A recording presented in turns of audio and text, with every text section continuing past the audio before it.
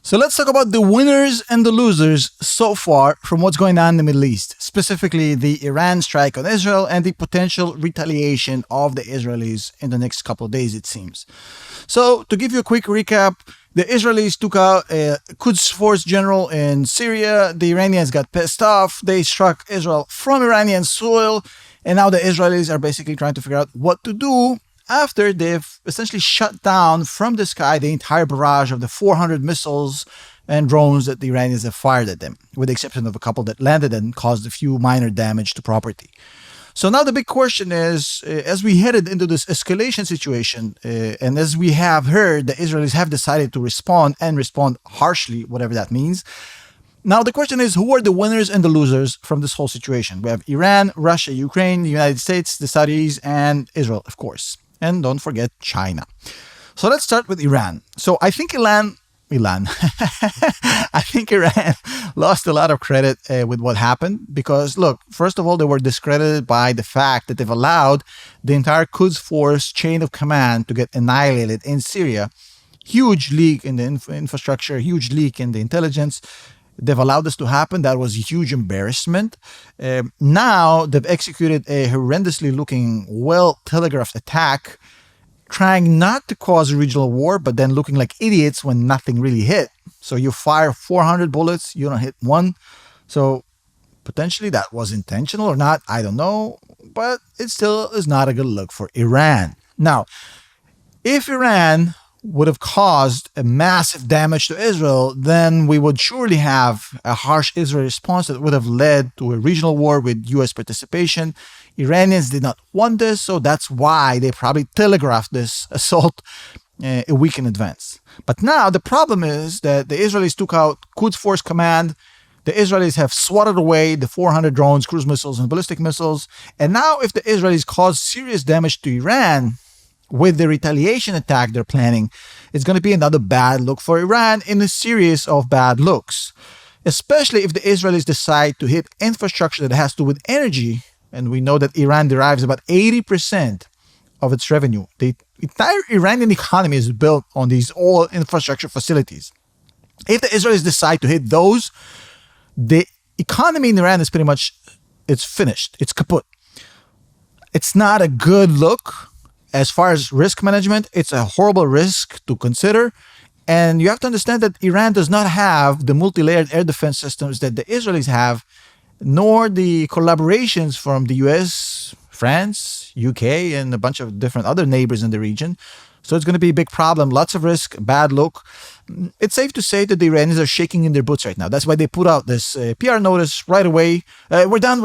The matter is settled. Don't attack us, right? So essentially what the Iranians have done, they've accelerated the Abraham Accords de facto, although Saudi Arabia have not yet signed these, but as you saw from Saudi Arabia participation, they're already in. So the Middle East aerial defense against Iran, that alliance, they call it the Middle East NATO, is in force.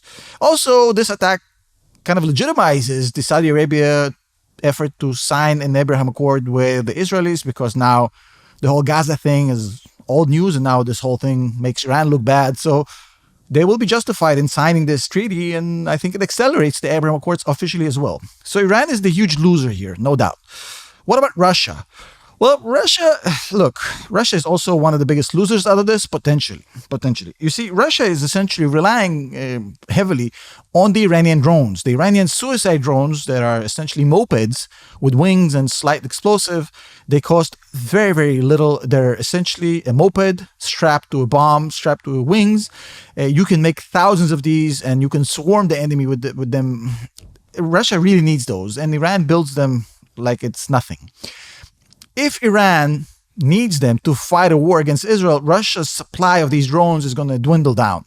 So simply put, if this war escalates, the Iranians are going to need all these little moped drones that they can get their hands on. And Russia ain't getting anything, maybe a little at best. So in this case, we haven't even talked about the fact that the Israelis might actually bomb the manufacturing facilities of these drones in Iran, which is a high probability event. In that case, the Russians ain't getting it all whatsoever, and the Iranians. So Russia is now the clear loser if this thing escalates. Now, Ukraine is obviously the big winner. naturally, because they're going to have to face the Russians without these drones, which is a hell of a lot easier. The United States, on the other hand, has lost a lot of deterrence in what happened over the past couple of weeks. Number one, the US told the Iranians, don't. And then the Iranians did the very same day. Now the US have said to the Israelis, don't. And then if the Israelis retaliate, it's 2 times in 2 weeks that the US have shown that they have very little influence and clout in the Middle East. And that's something that needs to be fixed very, very quickly. Even if the United States wants to leave the region and manage it from a remote control, you still have to be able to project power and influence. So right now, that is a huge problem. The US is the biggest loser of this. Absolutely insane. The US deterrence have never been weaker than it is in 2024. And now let's talk about the Saudis. So the Saudis, huge win for them. They've demonstrated to the rest of the world that Iran is dangerous and capable. And now they've all seen it, not just the Saudis with the Aramco explosions that we had. And now they will say to the Arab world, guys, we need protection against these Iranian crazies. You've seen what they've done. So we're going to sign the Abraham Accords with the Israelis, with or without your blessing. So this allows the Saudis to get more legitimacy in tying their wagon to the Israeli steamroller. And essentially right now, that seems to be the case. Now, if we talk a second here about Israel, this is where it gets a little bit complicated. The Israelis have lots of wins and lots of losses. So the end result of this is to be determined. On the one hand, if they go to war with Iran, they may lose the current PR war. The Israelis have been in the doghouse since the Gaza offensive started. With the Iranian strike, they've completely changed the narrative. Nobody hates Israel anymore, at least not as much as they did before. And now it's not about Gaza anymore. It's all about Iran, Israel, mano a mano, country versus country, right? If they go to war, bad things can happen. They might lose that whole massive support they got right now. Global support for Israel, we haven't seen since the beginning of the October 7th attacks. Also, Hezbollah is going to cause massive damage to infrastructure, residential manufacturing. Israel is going to hurt from the 150,000 precision rockets that Hezbollah is going to fire on them as part of that offensive. And make no mistake about it, Hezbollah will get involved. And also you have a potential of a multi-front war for the Israelis with Lebanon, with Houthi rebels, with potential militias from Jordan, with Syria, with the Israeli Arabs, with the West Bank, and Gaza. And that's something that is a horrendous scenario for the Israelis. This multi-front war is not winnable, so they definitely want to avoid that. On the winning side, look, Abraham Accords have been accelerated, which is great.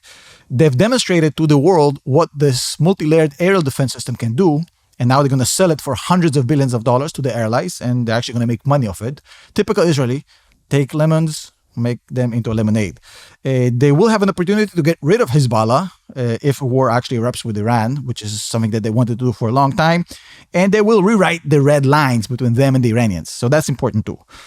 What about China? Well, China, look, they're looking at Taiwan and they're saying, should we? But they probably won't.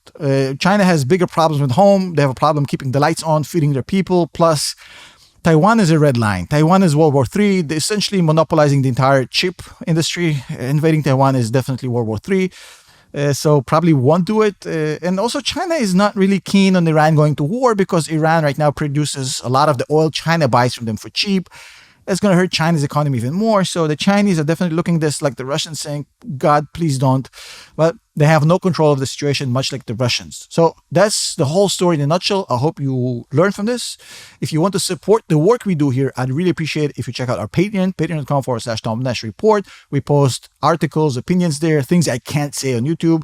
And it's another way to support this channel since most of these videos are not fully monetized, as they should be on YouTube. I totally understand it. It's a family thing. I totally understand. Thank you so much for joining me today. I appreciate it. Check out the Patreon. I'll see you in the next one.